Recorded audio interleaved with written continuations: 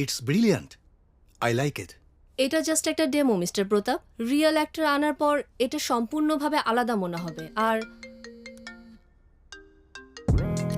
Sorry, তো CG আর actors add করার পর পুরো জিনিসটা অন্যরকম হয়ে যাবে। আর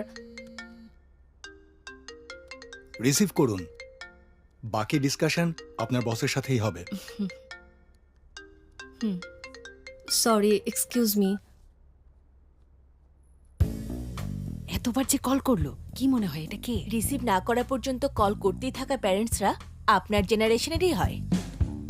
এতবার কল করার পর যারা কল ধরে না, তারাও তোমার জেনারেশনেরই হয়। মা, আমি তো মিটিংয়ে, তুমি এতবার কল দিচ্ছ কেন? কি হয়েছে? তুই আমাদের জ্বালানো বন্ধ করবি না? এত যন্ত্রণা না করে সোজা বিষ দিয়ে দিলেই তো পারিস। আচ্ছা, সামনে মাসে শ্বেতা হায়দ্রাবাদ যাচ্ছে, আমি পাঠিয়ে দেব। দেখো, এখন নিজের মায়ের সাথে মুখে মুখে তর্ক করে। আমি তো চাই এই চাকরি বাদ দিয়ে তুই আবার বিয়েটা কর। দেখ পদ্মাপার মেয়েটাকে দেখ, তোর থেকে তো ও 2 বছরের ছোট। সেই মেয়েটারও ভালো ঘরে বিয়ে হয়ে এখন বাচ্চাও আছে। আচ্ছা, মেয়েদের সাকসেস কি শুধু বিয়ে আর বাচ্চা দিয়ে হয় নাকি মা? না তো, রান্নাও জানতে হয়, সেটা শেখ। সেই মনিউ, তোমাদের মানসিকতা বদলাও। আচ্ছা শোন না, তুই এরকম করতে থাকলে লোকে আমাদের কি বলবে? তুই একটু সেটা ভেবে দেখ না। মা, 2 বছরও হয়নি আমি এখানে এসেছি। এখানে আমার ক্যারিয়ারটা সবে মাত্র শুরু হচ্ছে। বারবার বিয়ে নিয়ে ঘ্যান ঘ্যান করলে কিন্তু আমি আর বাড়ি আসবো না। যদি বলি যে আমি বাঁচবো না, তাও আসবে না নাকি? কি হয়েছে বাবা? কিছুদিন আগে স্ট্রোক করেছি, জানি না কতদিন টিকবো। সম্বন্ধ দেখছি তোমার, এখনই বাড়িতে ফিরে এসো। আর যদি আমার চেয়ে ক্যারিয়ার তোমার বেশি বড় হয়, তাহলে আমি মরলে তোমার মা জানিয়ে দেবে, তখন এসে দেখে যেও।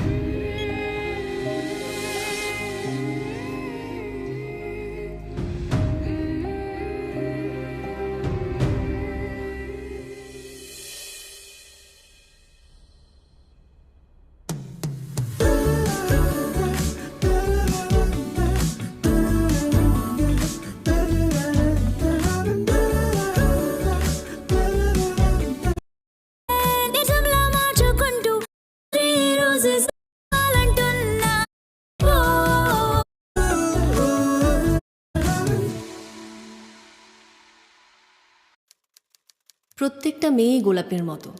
হাই ঋতু। হাই, অনেকদিন পর। হ্যাঁ, বেঙ্গালুরু থেকে কবে এলে? 3 মাস আগে। ওয়ার্ক ফ্রম হোম না? Pressure from home. প্রেশার কিসের? 25 বছরের একটা মেয়ের আর কি প্রেশার থাকতে পারে বিয়ে ছাড়া? ঠিক, বিয়ের জন্য কি চাকরি ছেড়ে দিয়েছো? ছাড়তে হবে। দেবদেবীদের হাতে যেমন অস্ত্র থাকে, বাবা মাদের হাতেও তেমন অস্ত্র থাকে, বিশেষ করে আমাদের দেশের বাবা মাদের। তার মানে অস্ত্র?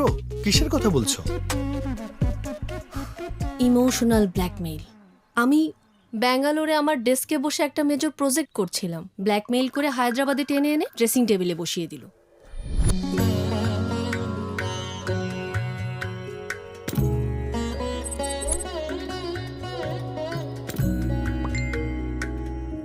এই কিউটি, পিক দে।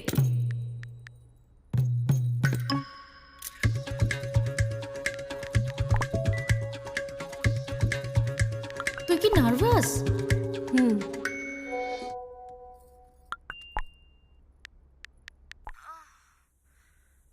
এই তোর সাজগোজ শেষ হলো?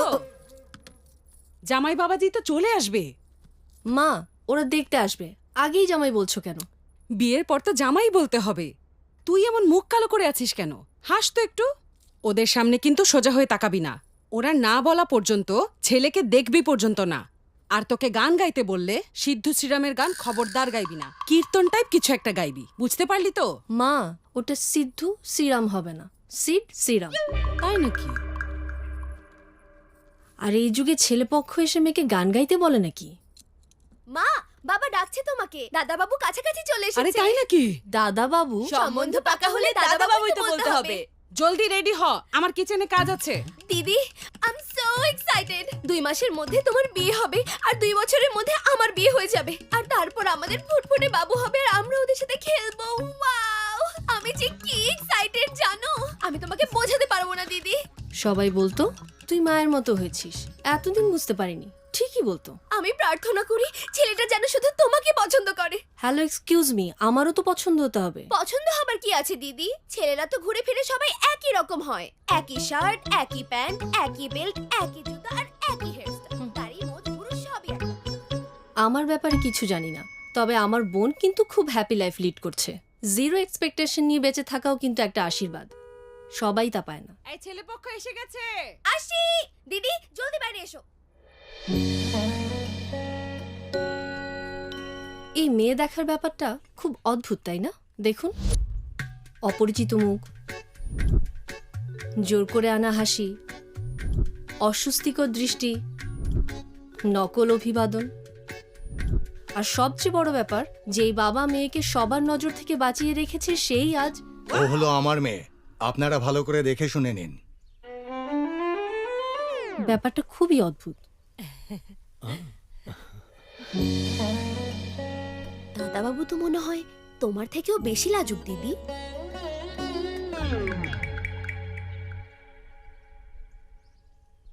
এই মেয়েটাকে দেখ।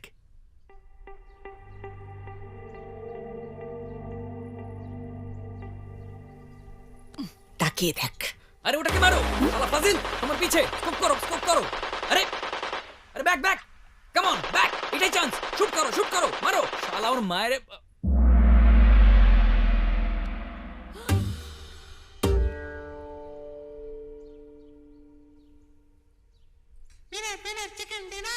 আমি একটু আলাদা কথা বলতে চাই।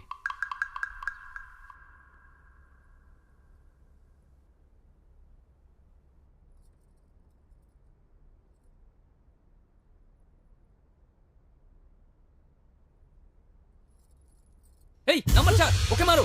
আরে দেখো এসে পড়ছে, কামন ফায়ার করো। আরে নাম্বার 3 কে রিভাইভ দাও, গাছের পিছনে লুকিয়ে আছে। হে হাই, পাবজির নতুন আপডেট আসছে, ড্যাম সেক্সি ইউ নো। বাইরে এত লোকের মাঝে ভালো করে খেলতে পারছিলাম না, তাই ভেতরে আসলাম। জাস্ট 2 মিনিট, ওকে 2 মিনিট। আপনি খুব পাবজি অ্যাডিক্টেড মনে হচ্ছে। না অ্যাডিক্টেড না, প্রতিদিন 20-30টা গেম খেলি মাত্র, আর সেটা অফিস থেকে ফেরার পরে। দেখতেই পাচ্ছি জীবনটা কেমন হবে।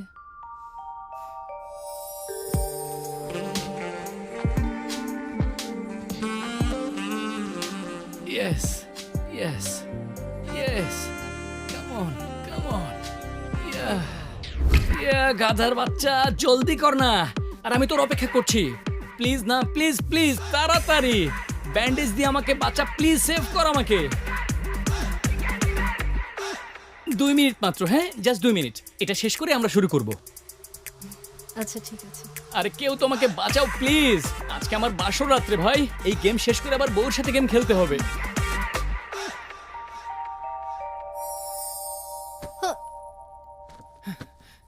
এক্সকিউজ মি, কি খুঁজছো? তোমার কাছে কি সি পোর্টের চার্জার হবে? গেমের মাঝখানে আমার ফোনটা অফ হয়ে গেছে। ম্যাডাম, আপনার পায়ে ধরি আপনার। আপনি যা বলবেন তাই করবো ম্যাডাম। আপনাকে বিয়ে করতে হবে তাও করবো। প্লিজ ম্যাডাম, আমাকে চার্জারটা দেন প্লিজ। চার্জারটা আপনাকে দিতেই হবে ম্যাডাম। আছে আপনার কাছে? আছে চার্জার। কিন্তু দেব না।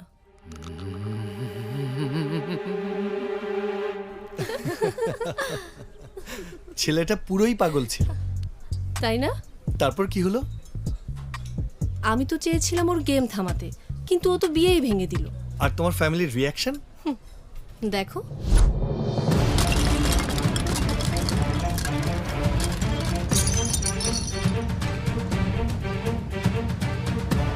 বাবা খুব রেগে গেল, মা মন খারাপ করলো, আর আমার বোন, আসলে ওর রিয়াকশন ঠিক মনে নেই। ওদের কথা না হয় এখন বাদ দিলাম, বিয়ে ভেঙে যাওয়ায় আমি খুব খুশি ছিলাম। তার কারণ আমি আমার স্বামীর সেকেন্ড প্রায়োরিটি হতে চাই না, আর এই ছেলের ফার্স্ট প্রায়োরিটি সেটা তো বুঝেই গেছো। আরে এটা তো কি জুস। 1000 বছরের পুরনো এটা, তাই না? সবাই এভাবে কি দেখছে? এই মমির চেহারা কি তোমার বাবার চেয়ে সুন্দর নাকি? এই, বাপ তুলে কথা না। ওরে বাবা, বাবার প্রতি এত রেসপেক্ট? রেসপেক্ট তো করি, না হলে কি জব ছেড়ে দিয়ে এখানে বিয়ের পিড়িতে বসতে চলে আসতাম? তার মানে আরো প্রস্তাব এসেছিল? ঠিক 7 দিনের মধ্যে আরেকটা বিয়ের প্রস্তাব চলে এসেছিল। সেটারও 2টা কারণ ছিল। প্রথমত, অবিবাহিত মেয়ের আমাদের সমাজে অনেক ডিমান্ড আছে, আর দ্বিতীয়ত, আমার বাবার ডায়াবেটিস আছে। এইবার উল্টাপাল্টা কিচ্ছু বলবে না। ছেলে যদি কিছু চায় না বলবে না কিন্তু। যদি গায়ে হাত দিতে চায় মা? এসব ফালতু কথা এবার বাদ দে। এবার কিন্তু খুব বুঝে শুনে কথা বলবি। কথা কানে গেছে? ওদের সামনে সোজা হয়ে তাকাবি না। না বলা পর্যন্ত ছেলেকে দেখবি না। প্রশ্ন না করলে কথা বলবি না। আর গান গাইতে বললে সিদ্ধু শ্রীরামের গান গাবো না, ভজন কীর্তন করব, ঠিক আছে না? একদম ঠিক। আচ্ছা মা, এয়ার হোস্টেসের মতো বারবার একই কথা বলতে টায়ার্ড লাগে না তোমার কখনো? মা, বাবা ডাকছে তোমাকে। দাদা বাবু কাছাকাছি চলে এসেছে। তুই তাড়াতাড়ি রেডি হয়ে বাইরে আয়, আমি গেলাম। I am so excited. 2 মাসের মধ্যে তোমার বিয়ে হয়ে যাবে আর 2 বছরের মধ্যে আমার বিয়ে হবে আর তারপর আমাদের ফুটফুটে বাবু হবে। আর এবার আমরা ওদের বুঝেছো? সাথে খেলবো। ওয়াও! এটা আসলে ওদের দোষ না, জানো, বাবার আমি দোষ। প্রার্থনা করি যেন এত ছেলেটা অল্প দুই টাইমে বছর নতুন ডায়লগও বানাতে পারেনি। পছন্দ হবার কি আছে? বেচারা। ঘুরে ফিরে সবাই একই রকম হয়, একই শার্ট, একই প্যান্ট, একই।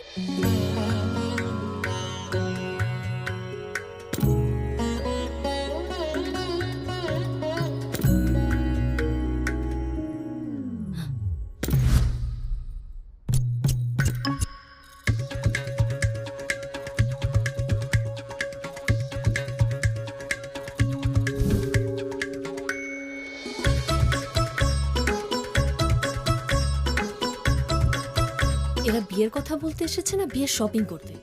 এতজন আসলো কি চিন্তা করে?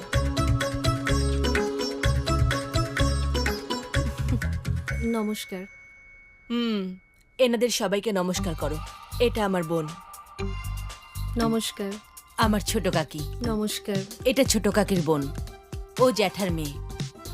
ও আমার নিজের বৌদি, আমার বৌদির বড় বোন, আমার ছোট বোনের মেয়ে, আমার ছোট বৌদি, ছোট বৌদির মা। আর ইনি আমার প্রতিবেশী। নমস্কার মা, আমার নাম হচ্ছে চিটফান্ড বেবি। চিটফান্ডের বিজনেস করি, 1% কমিশন নেই খালি। ভাই সাহেব, আগামীকাল মিটিং আছে, জয়েন করতে পারেন। আচ্ছা, চেষ্টা করব।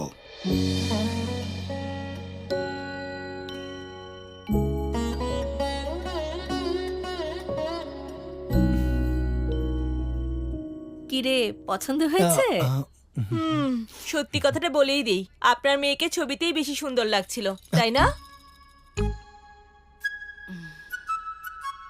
মানে আপনার ফেসটা ফটোজেনিক, মা এটাই বলতে চাচ্ছেন। ফটোশপ করা ছবি দিয়েছে কিনা কে জানে। সেটাই। এমনিতেও আপনার মেয়ের এসব করে কোনো লাভ নেই। আমার ছেলের সৌন্দর্যের সামনে কেউ দাঁড়াতেই পারে না।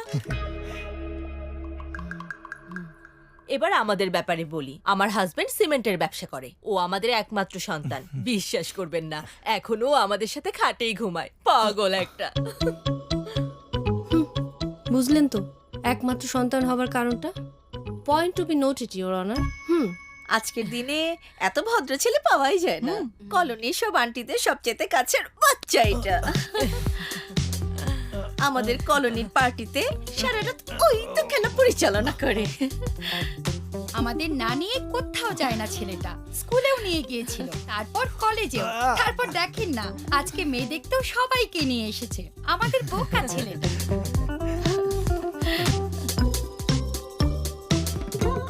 এই যাত্রা পার্টিতে বিয়ে হলে আমার কি হবে? হুম হুম।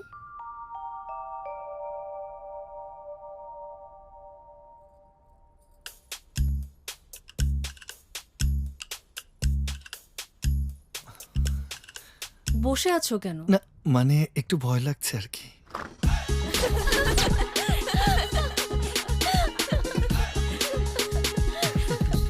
তোর না ভয় ভয় লাগছিল, তাই সবাই চলে এলাম। রাতটা সবাই থেকে যান, অ্যাটলিস্ট এক রাউন্ড খেলা হয়ে যাক। এক রাউন্ড খেলা হবে মানে? তুই না জেতা পর্যন্ত আমরা এখানেই থাকবো।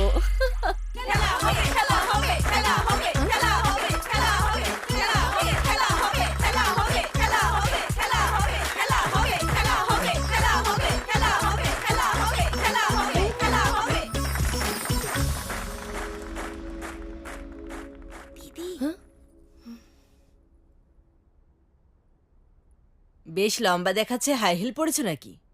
জি আমি হ্যাঁ, পড়তে তো হবেই, না হলে আমার ছেলের কাঁধ পর্যন্তও পৌঁছাবে না। মা কি বলছো তুমি? তুই চুপ থাক। তা মা, কি নিয়ে পড়ছো? MBA। রান্না বান্না কিছু পারো? কলেজে ওসব শেখায় না।